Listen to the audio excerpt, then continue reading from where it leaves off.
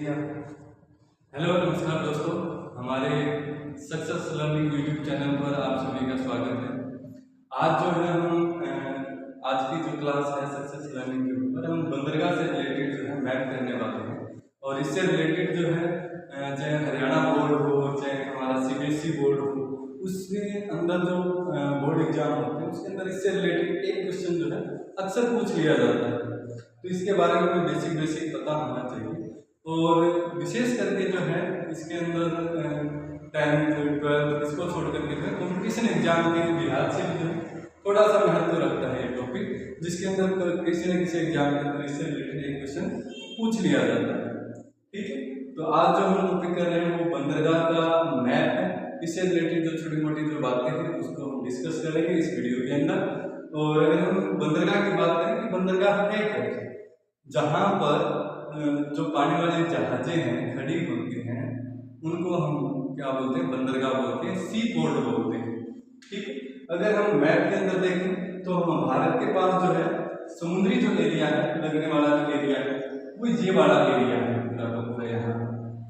तो हमारे जो सी पोर्ट है वो भी हमारे यहाँ पर क्या मिलेंगे, भारत के दक्षिणतम हिस्से में मिलेंगे, जिनको बंदरगाह को हम दो भागों में बांट लेते हैं, एक पश्चिमी बंदरगाह, एक दक्षिण पूर्व के बंदरगाह।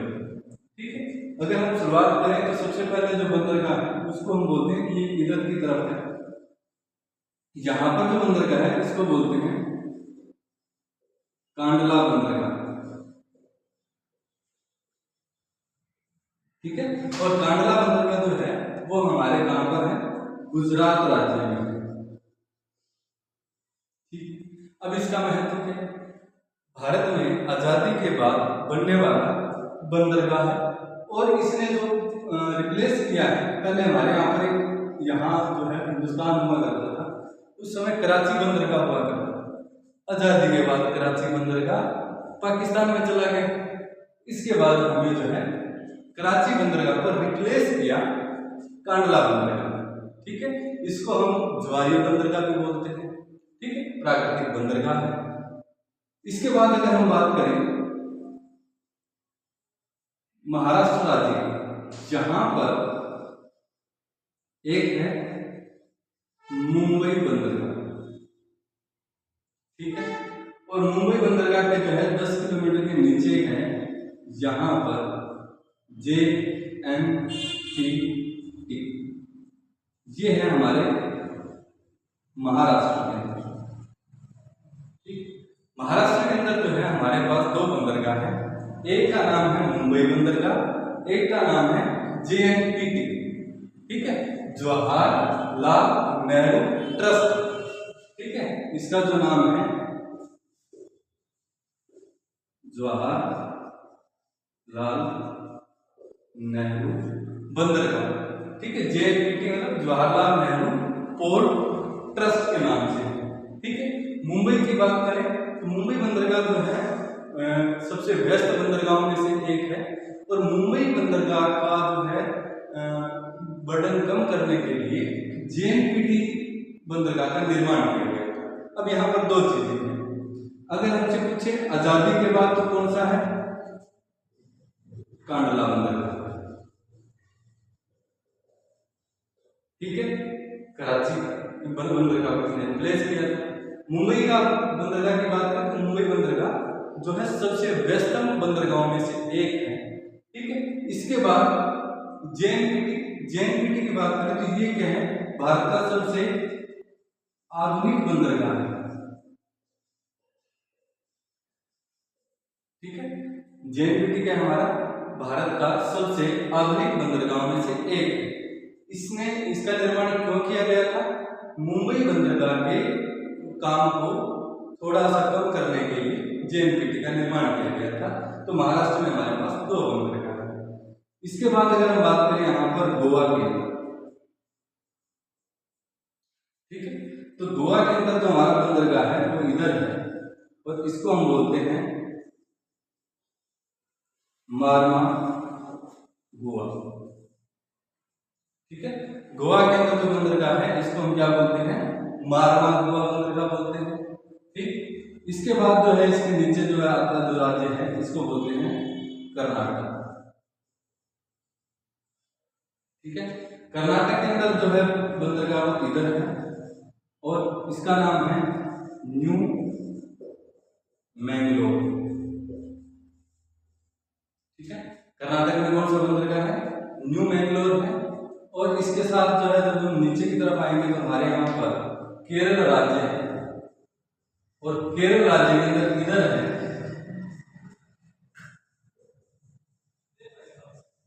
कोच्चि बंदरगाह। ठीक है, इसको हम कोच्चि बंदरगाह भी बोलते हैं और कोच्चि बंदरगाह भी बोलते हैं। और कहां पर है? केरल के अंदर है। ठीक है, ये जो बंदरगाह है हमारे, ये पश्चिमी तट के बंदरगाह है। कौन से बंदरगाह है अभी तक जो हमने पढ़े हैं वो है कौन से? पश्चिमी तट के बंदरगाह। ठीक, अब जो हमारे पास बंदरगाह है वो है इधर हमारा एक राज्य है जिसको हम बोलते हैं इधर तमिलनाडु। तमिलनाडु में 3 बंदरगाह है।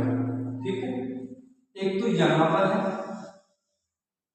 जिसको हम बोलते हैं तुतीकोरिन बंदरगाह।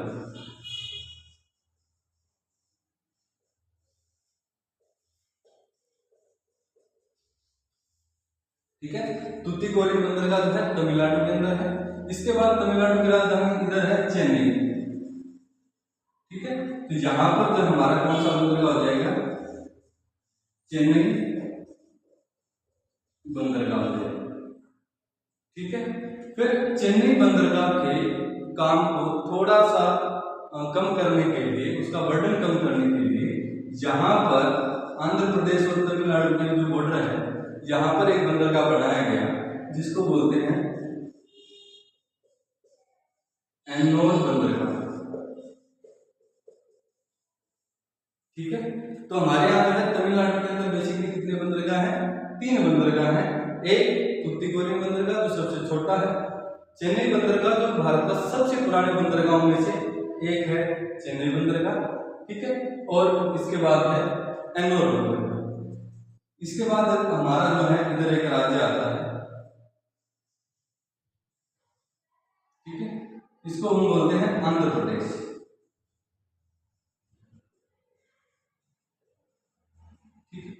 आंध्र प्रदेश के अंदर जो है एक बंदरगाह है इधर। ठीक है, ये है विशाखापट्टनम बंदरगाह।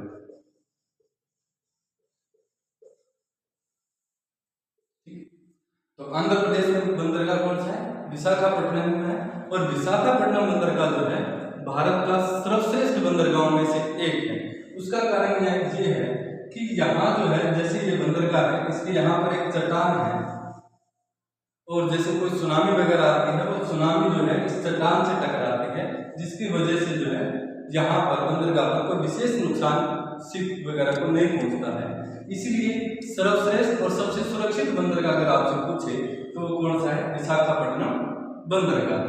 ठीक है, इसके बाद अगर हम बात करें यहाँ पर हमारा एक राज्य है उड़ीसा।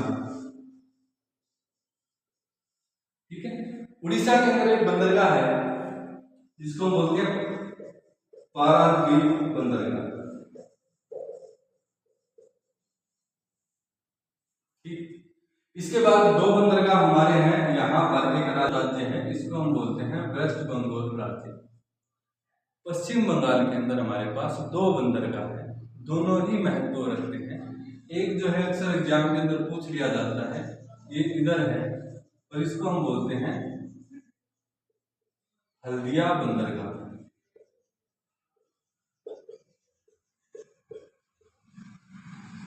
ठीक है, इसके बाद जो है एक बंदरगाह इधर है और इसको हम बोलते हैं कोलकाता बंदरगाह।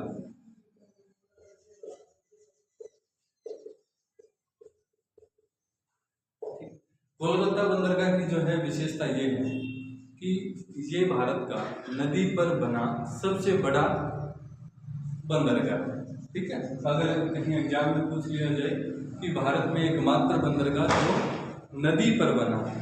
ठीक है, तो नदी पर बना एकमात्र और सबसे बड़ा बंदरगाह जो है कोलकाता बंदरगाह। अभी तक हमने जो बंदरगाह पढ़े इनमें से अगर इन बंदरगाहों की अगर हम बात करें तो इन बंदरगाहों को हम बोलते हैं पश्चिमी तट के बंदरगाह, ठीक है।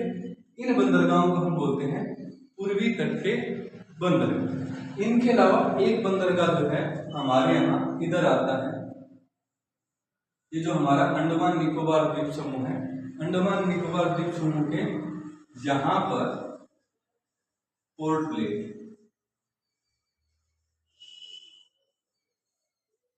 ठीक है। तो ये अब तक के हमारे सारे भारत के सबसे महत्वपूर्ण बंदरगाहों में से एक बंदरगाह जो हमने पढ़े थे।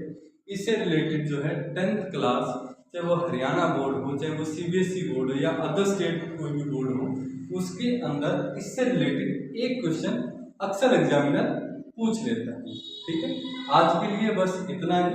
हम फिर मिलेंगे सक्सेस लर्निंग के YouTube चैनल पर एक और मैथ की वीडियो के साथ। तब तक के लिए जय हिंद, जय भारत।